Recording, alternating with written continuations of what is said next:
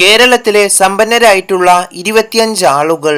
കുറെ ആളുകളുടെ അഭിപ്രായ പ്രകാരമാണ് ഇത്തരമൊരു വീഡിയോ ചെയ്യുന്നത്.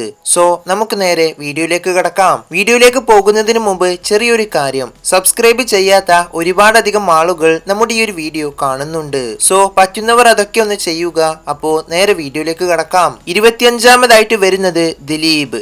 മലയാള സിനിമാ താരങ്ങളിൽ ഒരാളും ബിസിനസ്സുകാരനുമായ ഗോപാലകൃഷ്ണൻ പത്മനാഭനാണ് ഈ ലിസ്റ്റിൽ 25-ാമതായിട്ട് വരുന്നത്. റെസ്റ്റോറന്റ് ചെയിനായ ദേ പുട്ട്, സിനിമാ തിയേറ്ററായ ഡി സിനിമാസ്, ഇതൊക്കെയാണ് ദിലീപിന്റെ ബിസിനസ്സുകൾ. 600 കോടി രൂപയോളമാണ് ഇന്നത്തെ ഇദ്ദേഹത്തിന്റെ ആസ്തി എന്ന് പറയുന്നത്. 24-ാമതായിട്ട് വരുന്നത് സാബു എം ജേക്കബ്. ആദ്യം തന്നെ ഇദ്ദേഹത്തിന്റെ സമ്പത്തിനെ കുറിച്ച് പറയുകയാണെങ്കിൽ ഏകദേശം 1100 കോടി രൂപയോളമാണ്. അന്ന കിറ്റെക്സ് ഗ്രൂപ്പിന്റെ മാനേജിംഗ് ഡയറക്ടറും ചെയർമാനും ഒക്കെയായിട്ട് ഇദ്ദേഹം ഇന്ന് പ്രവർത്തിക്കുന്നു. കുട്ടികളുടെ വസ്ത്രങ്ങൾ നിർമ്മിക്കുന്ന ലോകത്തെ രണ്ടാമത്തെ വലിയ കമ്പനിയാണ് ഇന്ന് കിറ്റെക്സ്. 23-ാമതായിട്ട് വരുന്നത് വി നൌഷാദ്. ഇന്ത്യയിലെ ഏറ്റവും വലിയ ചെരുപ്പ് നിർമ്മാണ കമ്പനികളിൽ ഒന്നായ വാൾക്കറു ഇന്റർനാഷണൽ പ്രൈവറ്റ് ലിമിറ്റഡിന്റെ സ്ഥാപകനും മാനേജിംഗ് ഡയറക്ടറുമാണ് ഇന്ന് ഇദ്ദേഹം. 2012-ൽ ആരംഭിച്ച വാൾക്കറു ഇന്ന് 1500 കോടി രൂപ വിറ്റുവരവുള്ള ഒരു വലിയ കമ്പനിയാണ്. വി നൌഷാദിന്റെ ഇന്നത്തെ വ്യക്തിഗത ആസ്തി എന്ന് പറയുന്നത് 1240 കോടി രൂപയോളമാണ്. 22-ാമതായിട്ട് വരുന്നത് പങ്കജ കസ്തൂരി ഹെർബൽസിന്റെ സ്ഥാപകനും മാനേജിംഗ് ഡയറക്ടറുമായ ഡോക്ടർ ജെ ഹരീന്ദ്രൻ നായരാണ്. 1988-ൽ തിരുവനന്തപുരത്ത് ചെറിയൊരു ആയുർവേദിക് ക്ലിനിക്കിൽ ആരംഭിച്ച പങ്കജ കസ്തൂരി ഇന്ന് കേരളത്തിലെ ഏറ്റവും വലിയ ആയുർവേദിക് മരുന്ന് നിർമ്മാണ കമ്പനിയാണ്. 1290 കോടി രൂപയോളമാണ് ഇന്നത്തെ ഡോക്ടർ ജെ ഹരീന്ദ്രൻ നായരുടെ ആസ്തി എന്ന് പറയുന്നത്. 21-ാമതായിട്ട് വരുന്നത് എം ഇ മീരൻ. ഈസ്റ്റേൺ കോണ്ടിമെന്റ്സിന്റെ സ്ഥാപകനായ ഇദ്ദേഹത്തിന്റെ ആസ്തി എന്ന് പറയുന്നത് 1500 കോടി രൂപയോളമാണ്. കേരളത്തിലെ ഏറ്റവും വലിയ കറി പൗഡർ കമ്പനിയായ ഈസ്റ്റേൺ കോണ്ടിമെന്റ് ഇദ്ദേഹം സ്ഥാപിച്ചത് 1983-ലാണ്. 20-ാമതായിട്ട് വരുന്നത് ടോണി ജോസ്. കേരളത്തിലെ ഏറ്റവും വലിയ ജ്വല്ലറികളിൽ ഒന്നായ ജോസ്കോ ജ്വല്ലേഴ്സിന്റെ സിഇഒയും മാനേജിംഗ് ഡയറക്ടറും ഒക്കെയാണ് ഈ ലിസ്റ്റിൽ 20-ാമതായിട്ട് വരുന്നത്. ആദ്യം തന്നെ ഇദ്ദേഹത്തിന്റെ ആസ്തി പറയുകയാണെങ്കിൽ ഏകദേശം 2000 കോടി രൂപയോളമാണ്. 1977-ൽ ആരംഭിച്ച ജോസ്കോ ജ്വല്ലേഴ്സ് ഇന്ന് 22 ഷോറൂമുകളായി വ്യാപിച്ചു കിടക്കുന്ന വലിയൊരു ജ്വല്ലറി ശൃംഖലയാണ്. 19-ാമതായിട്ട് വരുന്നത് V K C Muhammad Koya.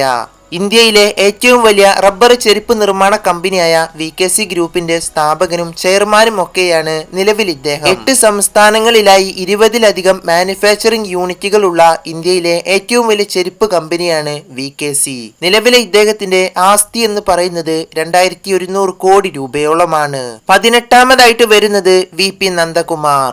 ആദ്യം തന്നെ ഇദ്ദേഹത്തിന്റെ സമ്പത്തിനെ കുറിച്ച് നോക്കുകയാണെങ്കിൽ ഏകദേശം 7700 കോടി രൂപയോളമാണ്. മണപ്പുറം ഫിനാൻസിന്റെ സ്ഥാപകനും മാനേജിംഗ് ഡയറക്ടറും ഒക്കെയാണ് ഇന്ന് ഇദ്ദേഹം. ഇന്ത്യയിലെ രണ്ടാമത്തെ വലിയ സ്വർണ്ണ വായ്പ നൽകുന്ന ബാങ്ക് അല്ലാത്ത ഫിനാൻസ് കമ്പനിയാണ് ഇന്ന് മണപ്പുറം ഫിനാൻസ്. 17-ാമതായിട്ട് വരുന്നത് കൊച്ചൌസേപ്പ് ചിറ്റിലപ്പള്ളി. 1950-ൽ തൃശൂരിലെ പറപ്പൂരിലാണ് ഇദ്ദേഹം ജനിക്കുന്നത്. തന്റെ 27-ാമത്തെ വയസ്സിൽ, അതായത് 1977-ലാണ് ഇദ്ദേഹം വി ഗാർഡ് ഇൻഡസ്ട്രീസ് ആരംഭിച്ചത്. അത് കഴിഞ്ഞ് V star, Wonderla holidays private limited, Veegaland എന്നീ ബിസിനസ്സുകളും ഇദ്ദേഹം ഇന്ന് നടത്തി വരുന്നു. 11,000 കോടി രൂപയോളമാണ് ഇന്നത്തെ ഇദ്ദേഹത്തിന്റെ വ്യക്തിഗത ആസ്തി എന്ന് പറയുന്നത്. 16-ാമതായിട്ട് വരുന്നത് രമേശ് കുഞ്ഞിക്കണ്ണൻ. മൈസൂർ ആസ്ഥാനമായി പ്രവർത്തിക്കുന്ന കെയ്ൻസ് ടെക്നോളജീസിന്റെ സ്ഥാപകനും മലയാളിയുമായ രമേശ് കുഞ്ഞിക്കണ്ണനാണ് ഈ ലിസ്റ്റിൽ 16-ാമതായിട്ട് വരുന്നത്. ഇന്നത്തെ ഇദ്ദേഹത്തിന്റെ സമ്പത്ത് എന്ന് പറയുന്നത് ഏറെക്കുറെ 12,473 കോടി രൂപയോളമാണ്. 15-ാമതായിട്ട് വരുന്നത് എം പി രാമചന്ദ്രൻ. ഇദ്ദേഹത്തെ വേഗത്തിൽ അറിയണമെങ്കിൽ നമ്മളെല്ലാം ഉപയോഗിക്കുന്ന ഉജാലയുടെ സ്ഥാപകനാണ് ഇദ്ദേഹം. 1983-ൽ ആരംഭിച്ച ജ്യോതി ലബോറട്ടറീസിന്റെ സ്ഥാപകനായ ഇദ്ദേഹത്തിന്റെ ആസ്തി എന്ന് പറയുന്നത് 16,900 കോടി രൂപയോളമാണ്. 14-ാമതായിട്ട് വരുന്നത് എസ് ഡി ഷിബുലാൽ. 1955-ൽ ജനിച്ച എസ് ഡി ഷിബുലാൽ തന്റെ 7 സുഹൃത്തുക്കളോടൊപ്പം ചേർന്ന് ആരംഭിച്ച കമ്പനിയാണ് ഇൻഫോസിസ്. ഇന്ന് ഷിബുലാല് ഇൻഫോസിസിന്റെ സിഇഒയും മാനേജിംഗ് ഡയറക്ടറുമായി പ്രവർത്തിക്കുന്നു. 18,200 കോടി രൂപയോളമാണ് ഇന്നത്തെ ഷിബുലാലിന്റെ ആസ്തി എന്ന് പറയുന്നത്. 13-ാമതായിട്ട് വരുന്നത് ആസാദ് മൂപ്പൻ. ഇന്ത്യയിലെ ഏറ്റവും വലിയ ഹോസ്പിറ്റൽ ഹോസ്പിറ്റലുകളിൽ ഒന്നായ ആസ്റ്റർ DM ഹെൽത്ത് കെയറിന്റെ സ്ഥാപകനാണ് ഇദ്ദേഹം. 19 ആശുപത്രികൾ, 13-ലധികം ഹോസ്പിറ്റൽ ക്ലിനിക്കുകൾ, 200-ലധികം മെഡിക്കൽ ഫാർമസികൾ എന്നിവയൊക്കെ ഉൾപ്പെടുന്ന ഒരു വലിയ ഹെൽത്ത് കെയർ കമ്പനിയാണ് ആസ്റ്റർ. ഏകദേശം 19,000 കോടി രൂപയോളമാണ് ഇന്നത്തെ ആസാദ് മൂപ്പന്റെ വ്യക്തിഗത ആസ്തി എന്ന് പറയുന്നത്. 12-ാമതായിട്ട് വരുന്നത് ഡോക്ടർ ഷംഷീർ വയലിൽ. ആദ്യം തന്നെ ഇദ്ദേഹത്തിന്റെ സമ്പത്തിനെ കുറിച്ച് പറയുകയാണെങ്കിൽ 20,000 കോടി രൂപയോളമാണ്. ലോകത്തിലെ ഏറ്റവും സമ്പന്നനായ ഡോക്ടർ എന്ന പേരിലും ഇദ്ദേഹത്തെ അറിയപ്പെടുന്നു. അറബ് രാജ്യങ്ങളിലെ ഏറ്റവും വലിയ ഹോസ്പിറ്റലുകളിൽ ഒന്നായ VPS ഹെൽത്ത് കെയറിന്റെയും ബുർജുൽ ഹോൾഡിംഗിന്റെയും സ്ഥാപകനും മാനേജിംഗ് ഡയറക്ടറുമൊക്കെയാണ് നിലവിൽ ഇദ്ദേഹം. 11-ാമതായിട്ട് വരുന്നത് AM ഗോപാലൻ. ഗോകുലൻ ഗോപാലൻ എന്ന വിളിപ്പേരിലും ഇദ്ദേഹത്തെ അറിയപ്പെടുന്നു. 1963-ൽ ചെറിയൊരു ചിട്ടിക്കമ്പനി ആരംഭിച്ച ഗോകുലം ഗ്രൂപ്പ് ഇന്ന് ഹോസ്പിറ്റൽ, എഡ്യൂക്കേഷൻ, ഫിനാൻസ്, എന്റർടൈൻമെന്റ് എന്നീ മേഖലകളിലും വ്യാപിച്ചു കിടക്കുന്നു. നിലവിലെ ഇദ്ദേഹത്തിന്റെ ആസ്തി എന്ന് പറയുന്നത് 21,000 കോടി രൂപയോളമാണ്. 10-ാമതായിട്ട് വരുന്നത് ജോർജ് ജേക്കബ് മുത്തൂറ്റ്. മുത്തൂറ്റ് ഗ്രൂപ്പിന്റെ സ്ഥാപകരിൽ ഒരാളായ ഇദ്ദേഹത്തിന്റെ ആസ്തി എന്ന് പറയുന്നത് 25,983 കോടി രൂപയോളമാണ്. നിലവിൽ ഇദ്ദേഹം മുത്തൂറ്റ് ഫിനാൻസിന്റെ മാനേജിംഗ് ഡയറക്ടർ ആയിക്കൊണ്ട് പ്രവർത്തിക്കുന്നു. 9-ാമതായിട്ട് വരുന്നത് സാറ ജോർജ് മുത്തൂറ്റ്. മുത്തൂറ്റ് കുടുംബത്തിലെ ഏറ്റവും സമ്പത്തുള്ള സ്ത്രീയും കേരളത്തിലെ ഏറ്റവും വലിയ സമ്പത്തുള്ള സ്ത്രീയുമാണ് സാറ ജോർജ്. ഇന്നത്തെ ഇവരുടെ ആസ്തി എന്ന് പറയുന്നത് 26,840 കോടി രൂപയോളമാണ്. തന്റെ ഭർത്താവായ MG ജോർജ് മുത്തൂറ്റിന്റെ മരണശേഷമാണ് ഇവര് ഈ സ്ഥാനങ്ങളിലേക്കെല്ലാം എത്തുന്നത്. മുത്തൂറ്റ് ഗ്രൂപ്പിലെ ഒരു അംഗവും ഈ കമ്പനിയുടെ ഷെയർ ഓഹരികളുമാണ് ഇവരെ ഇത്രയേറെ സമ്പത്തുള്ളവരാക്കിയത്. 8-ാമതായിട്ട് വരുന്നത് PNC മേനോൻ. കേരളത്തിലെ ഏറ്റവും വലിയ 10 പണക്കാരെ എടുത്തു കഴിഞ്ഞാൽ അതിലൊരാളായിട്ട് പോലും നിങ്ങൾക്ക് മേനോനെ കാണാൻ സാധിക്കും. ഒമാൻ ആസ്ഥാനമാക്കി പ്രവർത്തിക്കുന്ന ശോഭ ഗ്രൂപ്പിന്റെ സ്ഥാപകനും ചെയർമാനും ഒക്കെയാണ് നിലവിൽ ഇദ്ദേഹം. 32,000 കോടി രൂപയോളമാണ് ഇന്നത്തെ PNC മേനോന്റെ വ്യക്തിഗത ആസ്തി എന്ന് പറയുന്നത്.